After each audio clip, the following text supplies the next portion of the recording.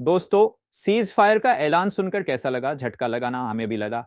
और यकीन मानिए, जोर का झटका लगा। लेकिन झटका खाने के बाद हम रुके नहीं, क्योंकि कहीं ना कहीं दिल कह रहा था इस पूरी कहानी का असली सच अभी बाहर नहीं आया है। जो कुछ भी मिनिस्ट्री मीडिया में दिखाया जा रहा है वो वैसा ही है, जैसे किसी बच्चे के हाथ में चॉकलेट पकड़ा दी जाए और कहा जाए बेटे खा लो। अब बच्चा भी क्या करे? देश के बड़े बुजुर्गों ने दिया है तो उसने चुपचाप खा ली।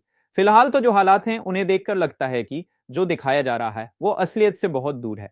हम युद्ध में हैं या नहीं ये पता नहीं, सीज फायर क्यों हुआ ये भी साफ नहीं, ऑपरेशन सिंदूर खत्म हो चुका है या अभी भी जारी है इसका भी कोई पक्का जवाब नहीं है। तो फिर हमें पता क्या है? चलिए फिलहाल उसी पर बात कर लेते हैं। सीज फायर की पहल पाकिस्तान के director general of military operations DGMO ने की थी। उन्होंने भारत के डीजीएमओ से संपर्क कर संघर्ष विराम का अनुरोध किया और इस संघर्ष विराम के बाद दोनों देशों ने इसे अपनी अपनी सैन्य सफलता के तौर पर पेश किया। कप्तान साहब, मुझे उन लोगों का तजुर्बा है। पाकिस्तानी हारे तो पलट के एक बार फिर आता है। अगर जीत जाओ तो फौरन लापरवाह नहीं हो जाना। मेरी बात याद रखना। याद रखूंगा।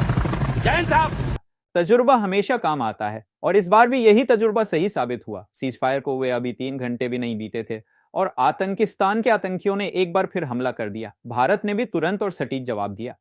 रात में फिर से आतंकिस्तान से बातचीत हुई। भारत ने सीधा सवाल किया, सीज फायर का उल्लंघन क्यों किया? तो जवाब मिला, जिस सेक्टर में गोलीबारी हुई वहां के आतंकियों को पता ही नहीं था कि आतंकिस्तान ने सीज फायर की घोषणा की है। मतलब क्या ही मजाक बनाकर रख दिया है इन लोगों ने। ऐसे बहानों से न सच्चाई छुप सकती है न जमीन पर हालात बदल सकते हैं।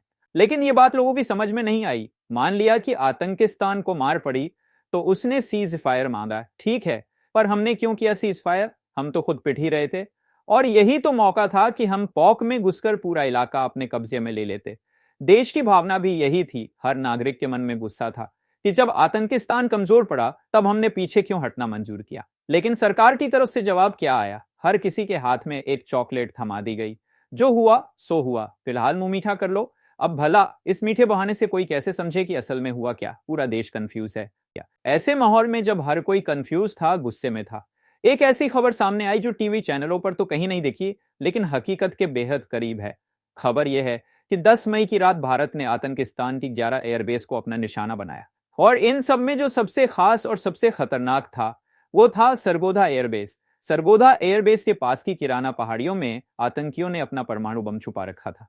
भारत को इसकी भनक लग गई और सीधे वहां पर ब्रह्मोस मिसाइल दाद दी गई। पूरा इलाका तबाह कर दिया गया।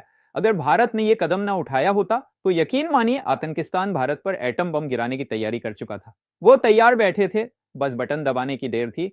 लेकिन भारत ने यह चाल चलकर एक नहीं करोड़ों जानें बचा ली और यही थी सीज फायर की असली वजह, न कि वो मिठाई जो हमें मीडिया के जरिए खिलाई जा रही थी। अब आप कहेंगे ये तो बहुत अच्छी खबर है। जी हाँ, खबर तो वाकई बहुत अच्छी है, लेकिन तस्वीर का एक और पहलू भी है जो और ज्यादा डरावना है। दरअसल उसी रात जब भारत ब्रह्मोस मिसाइलों से हमला कर रहा था, आतंकिस्तान में 3 से 4 बार भूकंप महसूस किए गए। क्यों?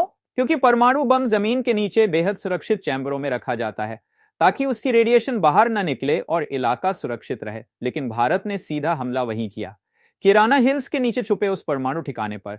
अब माना जा रहा है कि वहां एक या उससे ज्यादा न्यूक्लियर ब्लास्ट हो चुके हैं और वही थे उस रात के भूकंप के पीछे की असली वजह। सबसे बड़ी चिंता अब यह है कि जिस जगह ब्रह्मोस मिसाइल ने वार किया वहां से शायद रेडिएशन लीक हो रहा है और अगर ऐसा है तो यह सिर्फ आतंकिस्तान के लिए ही नहीं बल्कि पूरे दक्षिण एशिया के लिए एक परमाणु खतरा बन सकता है।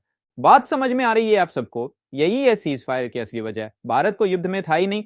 भारत लड़ रहा था आतंकियों से और जब लड़ाई आतंकियों से हो तो सीज फायर का सवाल ही नहीं उठता। सीज फायर तो वो करते हैं जिन्हें जंग में मार पड़ती है और यहां पिटा कौन? आतंकिस्तान। ताकत की बात कर रहे थे ना, तुम्हारी आखिरी ताकत थी एटम बम। जब वो भी नहीं रहा तो अब करोगे क्या? अब तो टेबल पर बैठोगे, बात करोगे, सिंधु जल संधि भी मानोगे और पौक भी देंगे, मगर सब कुछ अपने समय पर।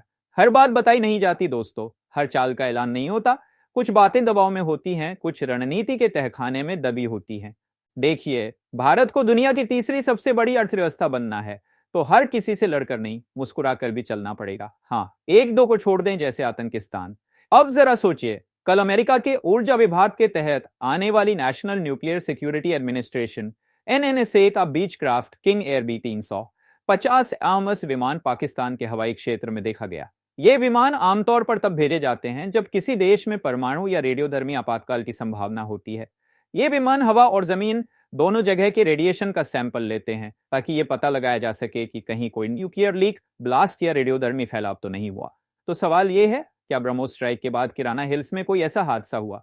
क्या अमेरिका को लग गया है कि वहां कुछ बहुत गंभीर हुआ है? क्या यही है वो बात जो दुनिया से छुपाई जा रही है?